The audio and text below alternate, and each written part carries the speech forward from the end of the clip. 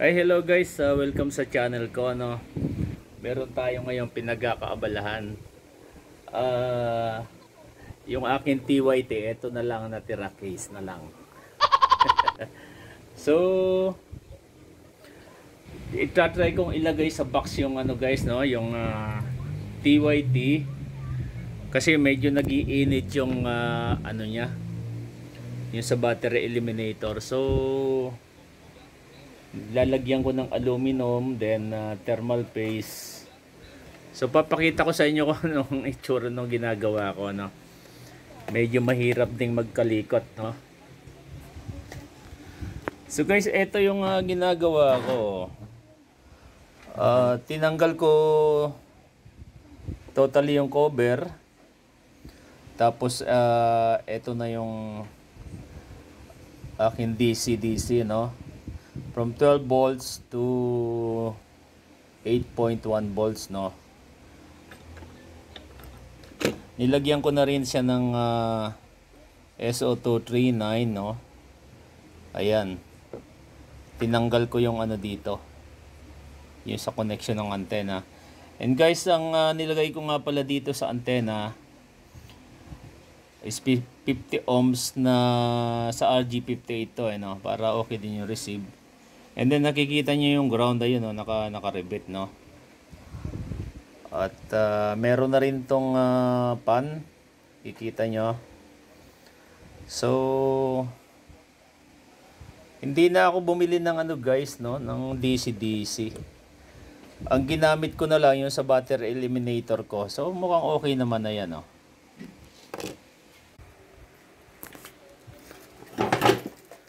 So ihinan ko tong guys, no.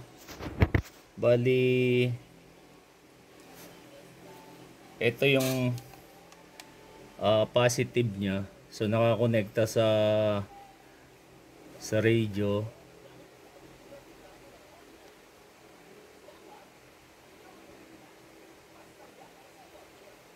Ayan, no. Okay. Tapos meron din siyang pan, no. Ito nga palang box na pinaglagyan ko, guys. Box to ng yung laser. So medyo hindi na siya nagana, naisipan nating dito ilagay itong ating crossband repeater, no. So ayon sa mga nag-experiment nito, so okay naman daw, no.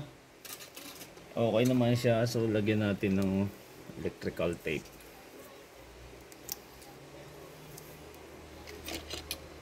Ang tanong gagana ba?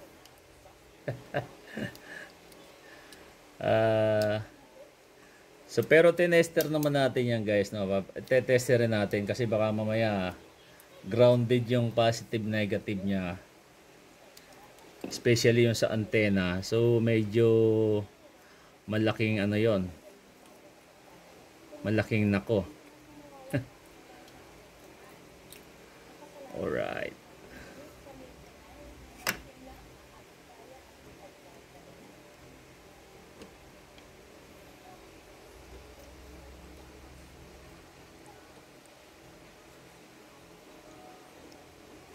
So tetesterin ko, guys, no, kasi baka mamaya grounded yung niya. Yung sa antenna niya, no.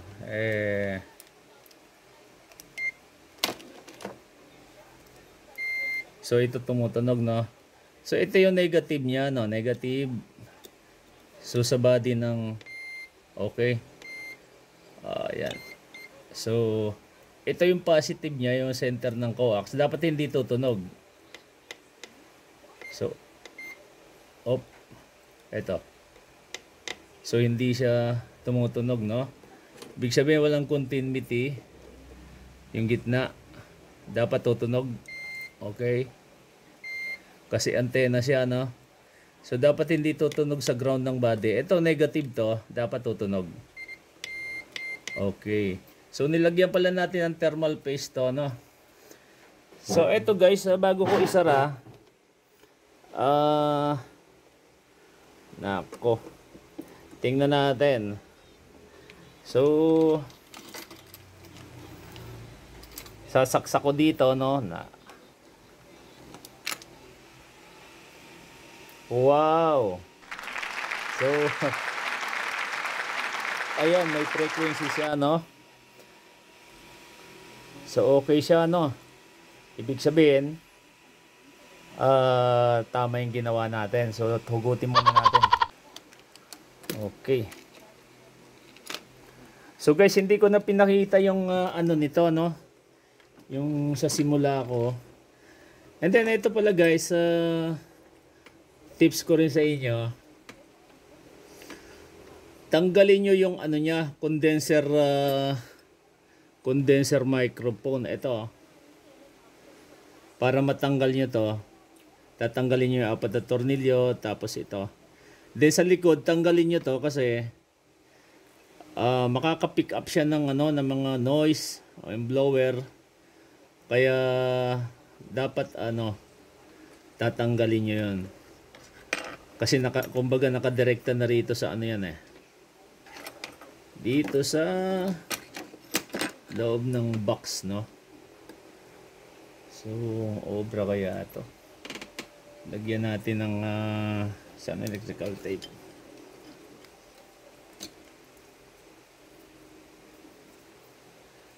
Pero pag naisara natin yan guys, medyo pogi na itsura niyan. Kita niya itsura.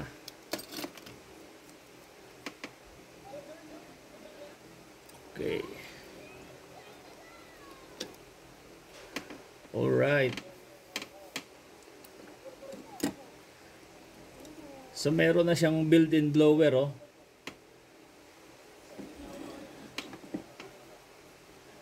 Ito, hindi ko na nilagyan siya ng switch. Nako. Ayun lang, parang tatama yata yung blower dito. Yun lang guys, no. Hindi ko na nakita to. So yung blower kailangan ilipat ko sa labas siguro kasi hindi ko siya maisasara. Putulin mo. Sige. So guys, eto na yung ating project, no. Medyo nagkamali ako sa ano, sa blower. So tumatama siya dun sa radio. Kaya inilabas ko siya.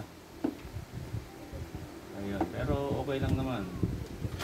And then ibinalik ko tong ano niya, yung parang mga keypad niya, ano. So lagyan natin ng coating ano para dumikit. Okay.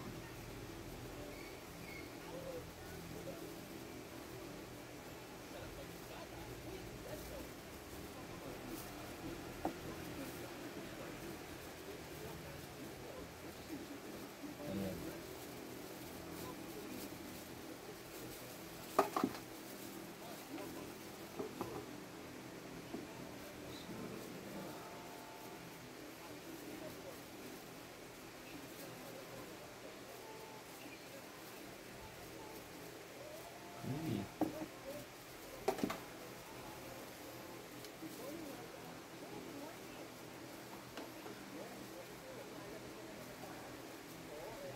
So bago ko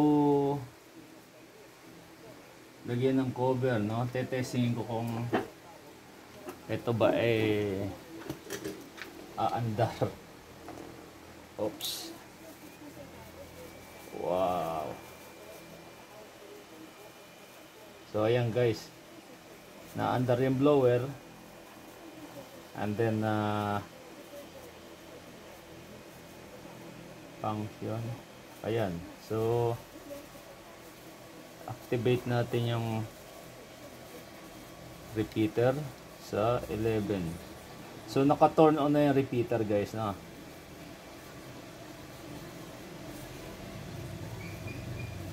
Okay. Ayun, ayos. So, pwede ko na siyang lagyan ng cover, no? Ano pa ba?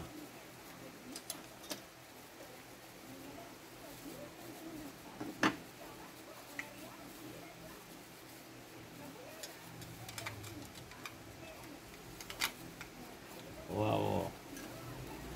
So, malinis ang paggagawa natin.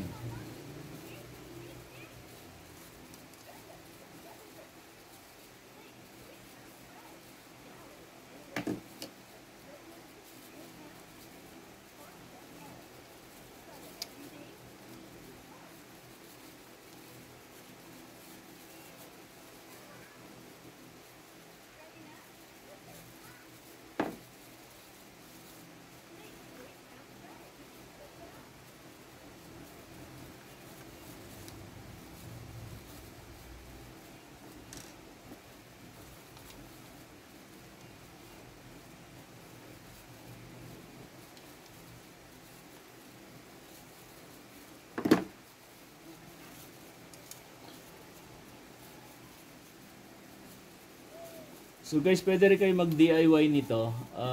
May nabibiling mga aluminum box na. Ito kasi sa akin, box to ng ano yung ang tawag dito. Parang laser, no? Hindi na siya nagana. So napakinabangan pa natin.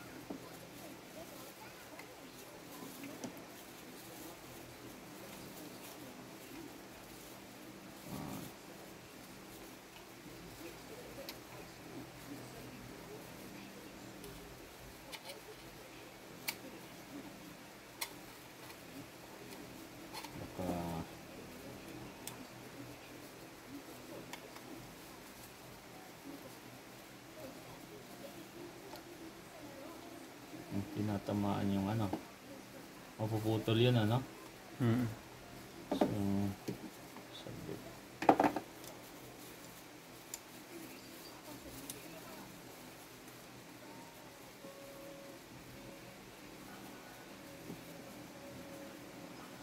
Libre natin, baka sira, maputol yung wire. Oops.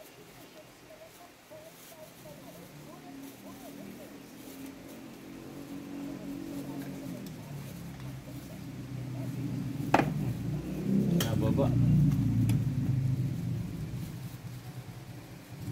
Ayun.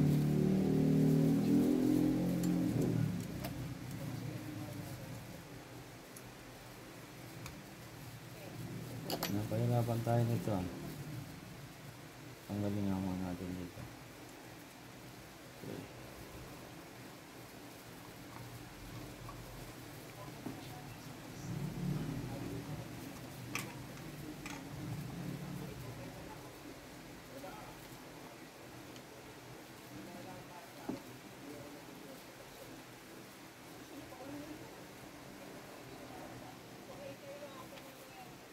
Okay. Kulang pa ng isang ito. Ay. Wala isa natin tornilyo.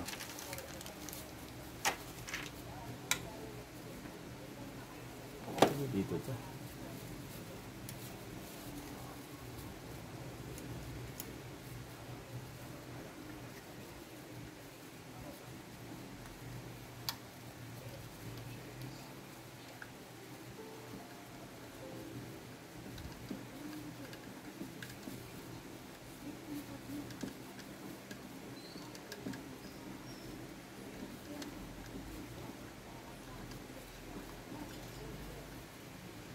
Okay. So meron tong knob to guys, oh.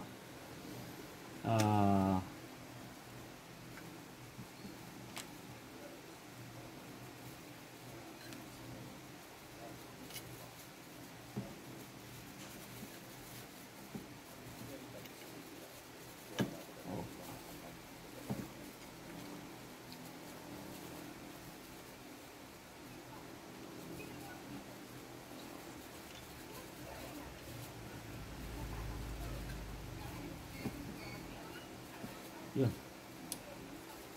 Yun. So ayos na siya. So dito to ikakabit, oh, yan. Paano ba yan? Wala na pala to.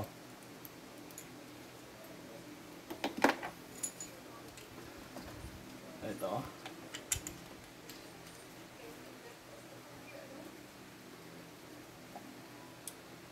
Okay. Try natin isaksak.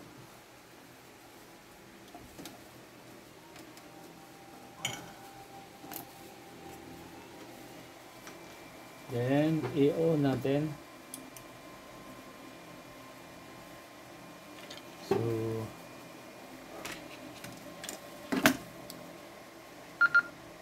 frequency mode. ano bang frequency yun?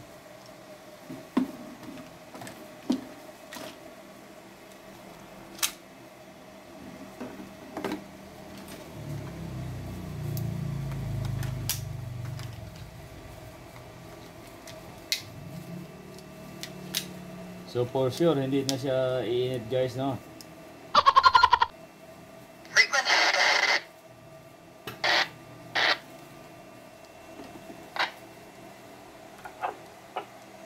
Check 1, 2, 3. 1, 2, 3, check. So guys, ito na yung ating crossband to. So, nilagyan na rin natin ng switch tong blower, oh. Kita nyo? So hindi man lang siya umiinit. Ayan, on ng blower. Tapos ito yung ano niya, oh. SO239. Ito yung yan, oh. Yung dial niya. So guwapo. So testingin natin yung contact. Let's go. So guys, ito gamit natin yung portable, no. Tetestingin natin tong crossband. Any station? Alpha base, dito ka.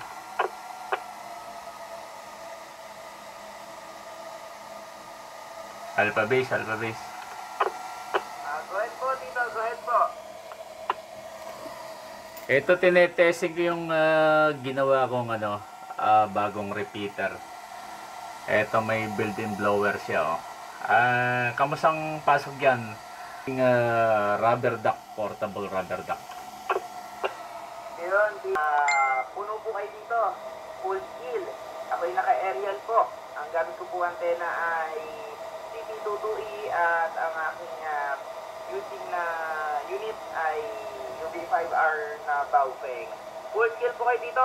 Quality 5 audio. Ay, Roger. Try mo nga mag-rubber duck. Rubber duck. Transmit ka dyan sa 738.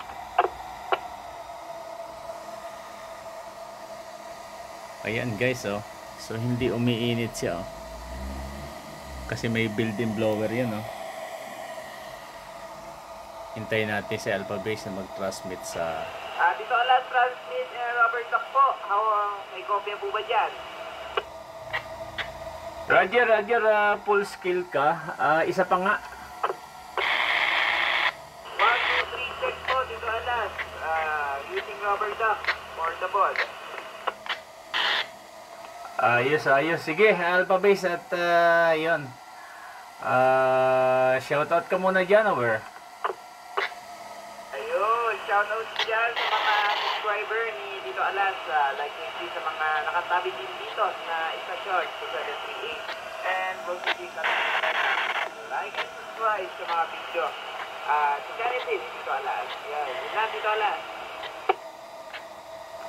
Okay, maraming salamat Alpha Base at mabuhay ka dyan sa Cabuyao, Laguna 73. Thank you. So guys, hanggang dito na lang ang ating vlog about sa crossband repeater na TYT. Ito, ririnig nyo yung blower nyo, medyo malakas. So thank you po for watching. Have a nice day. 73.